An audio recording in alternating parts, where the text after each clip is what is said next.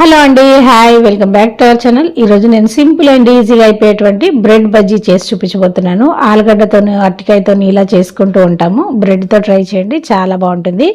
Video చివరి వరకు చూడండి. అలాగే వీడియో నచ్చితే ఖచ్చితంగా లైక్ చేసి సబ్స్క్రైబ్ చేయండి. పైన అంతా క్రిస్పీగా లోపలంతా సాఫ్ట్గా చాలా బాగుంటుంది. టమాటా కెచప్తో చాలా సూపర్ కాంబినేషన్. మీరు కూడా ట్రై చేయండి. ఇది ఎవరైనా ట్రై చేయొచ్చండి. ఫస్ట్ టైం చేసినా సరే పర్ఫెక్ట్గా వస్తుంది. మరి ఎలా తయారు చేయాలో చూద్దామా.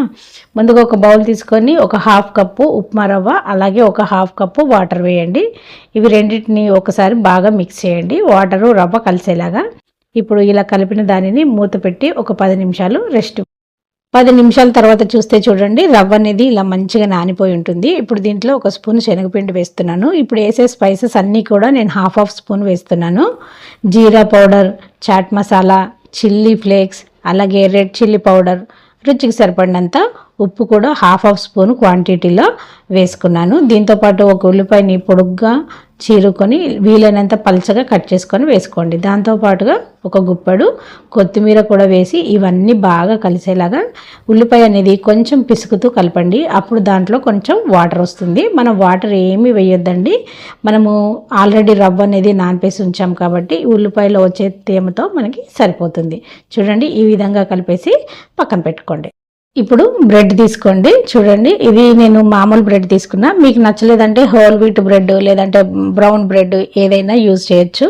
ఇలా వీడియోలో చూపిస్తున్న విధంగా ఒక బ్రెడ్ని 2 ముక్కలుగా కట్ చేసి పెట్టుకోండి. మీకు బ్రెడ్తో ఒక్కసారి ట్రై చేసి చూడండి. కొంచెం స్వీట్గా, కొంచెం స్పైసీగా, చాలా టేస్ట్ బాగుంటుంది, డిఫరెంట్గా ఉంటుంది. ఇలా అన్నీ కట్ చేసుకున్న తర్వాత దీనిపైన టమాటా కెచప్ అనేది పైనుంచి వేసుకోండి. మనం కట్ చేసుకున్న బ్రెడ్ మీద కొంచెంగా టమాటా కెచప్ వేసుకొని అన్ని ముక్కల మీద వేసుకోండి. ఇది ఒక కొంచెం డిఫరెంట్ టేస్ట్ ఉంటుంది. ఒకసారి ట్రై చేయండి. ఇలా అన్నీ వేసుకున్న తర్వాత ఒక స్పూన్ తీసుకొని బ్రెడ్ అంతా స్ప్రెడ్ చేసుకోండి ఈవెన్గా వచ్చేలాగా. ఇలా బ్రెడ్ అంతా పెట్టేసుకున్న తర్వాత వీటిని ఇప్పుడు మనం ముందుగా రవ్వ కలిపి పెట్టుకున్నాం కదా, దాన్ని ఈ బ్రెడ్ పైన ఒక్కొక్కటిగా మంచి లేయర్గా వేసేసుకోవాలండి.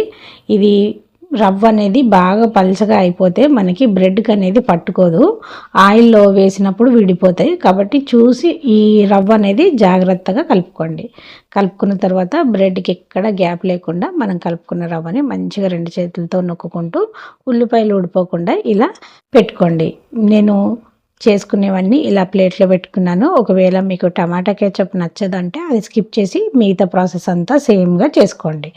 తర్వాత డీప్ ఫ్రైకి ఆయిల్ పెట్టి మనం చేసుకున్న బ్రెడ్ ముక్కల్ని ఒక్కొక్కటిగా వేసుకోండి. మీడియం ఫ్లేమ్ మీద మంచి కలర్ వచ్చే వరకు వేయించుకోండి. వెంటనే తిప్పేయకండి, రవ్వ అనేది విడిపోతుంది. కొంచెం కలర్ వచ్చిన తర్వాత రెండో వైపుకి తిప్పుకోండి. ఇలా చూడండి, త్వరగా వేగిపోతుంది. ఇది ఎక్కువ టైం కూడా పట్టదు, రవ్వ కదండి. ఇలా 2 వైపులా మంచి కలర్ వచ్చాక తీసేయండి. అంతే అండి, సింపుల్ అండ్ ఈజీగా ఉండేటువంటి బ్రెడ్ బజ్జీ అనేది రెడీ అయిపోయింది.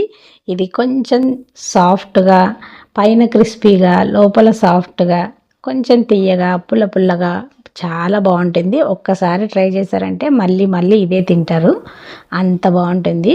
ఇది పిల్లలకి ఇచ్చేటప్పుడు టమాటా కెచప్తో ఇవ్వండి, బాగుంటుంది. అలాగే ఈసారి మీరు కూడా ఈ బ్రెడ్ రెసిపీ ట్రై చేసి ఎలా వచ్చిందో నాకు కామెంట్ చేయండి. వీడియో నచ్చితే లైక్ చేసి